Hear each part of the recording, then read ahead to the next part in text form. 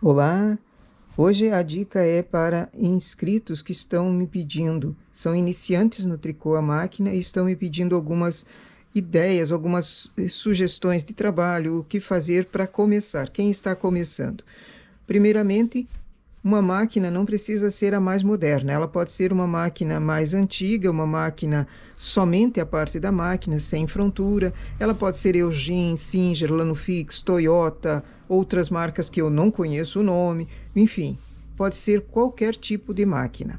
Se for uma máquina com agulhas retilíneas, como essa daqui, para você começar a trabalhar, você precisa de lã. Então, como saber que espessura de lã você vai comprar? Essa é uma tamanho para minha máquina, é uma agulha normal para máquina 800, para máquina 820, são agulhas padrão.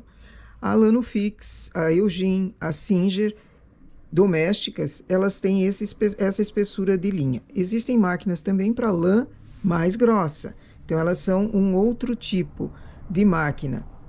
Elas têm um tamanho menor e menos agulhas. As nossas têm 200 agulhas na cama total da máquina. Então, 200 agulhas dessa é uma máquina doméstica do tipo que nós estamos trabalhando nos vídeos.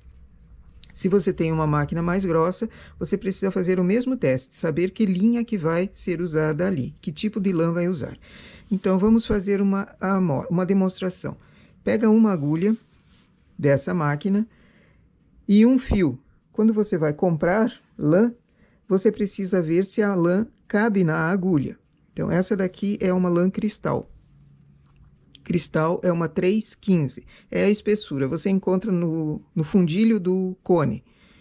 Coloca dentro da agulha e vê se ela está acomodando bem, se ela está passando bem nessa agulha.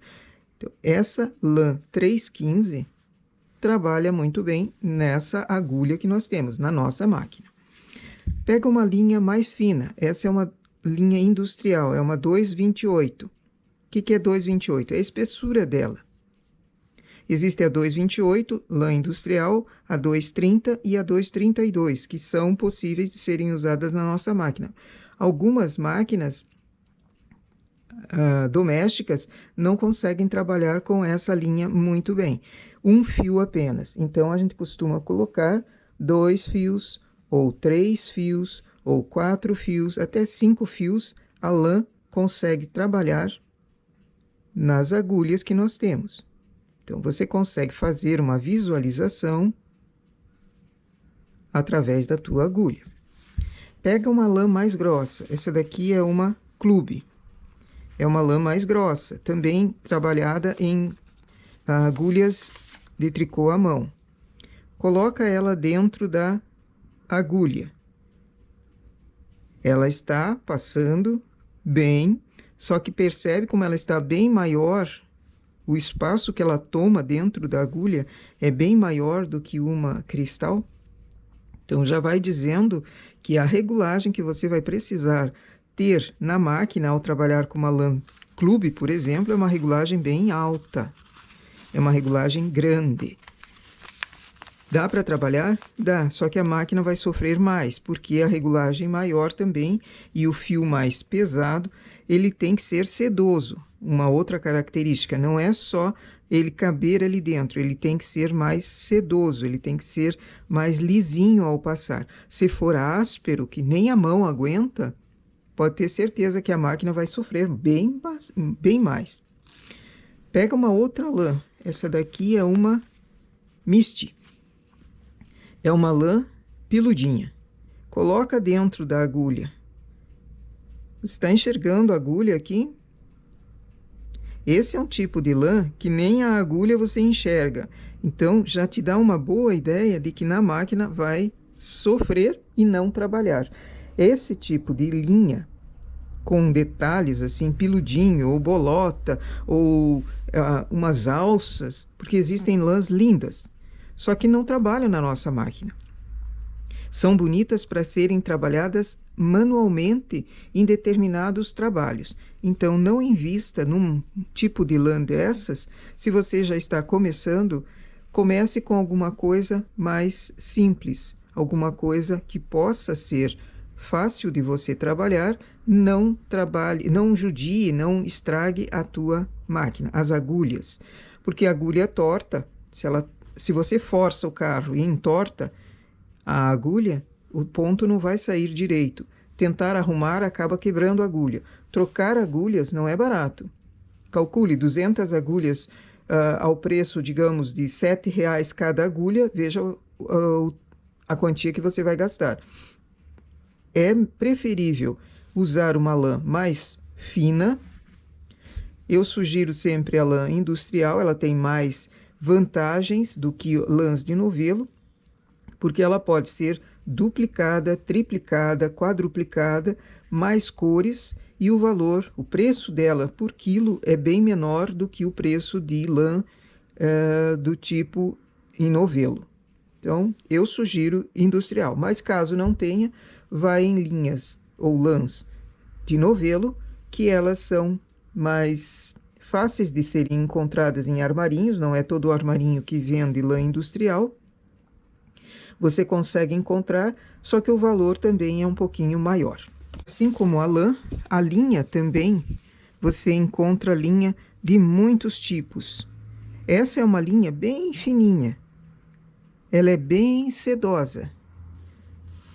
Mas não invista muita quantia em linhas assim antes de testar. Compra um cone ou compra um novelinho, compra um rolinho, testa para ver se a tua máquina ela desenvolve o trabalho bem sem ficar arranhando.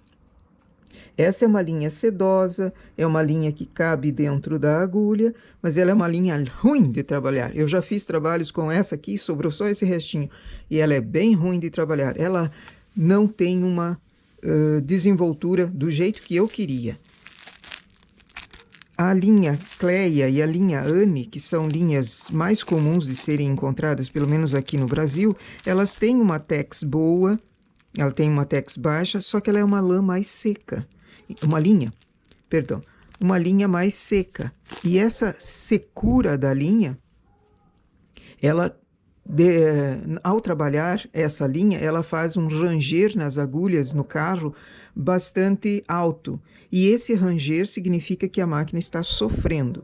Então, evita colocar linhas muito secas para o teu trabalho.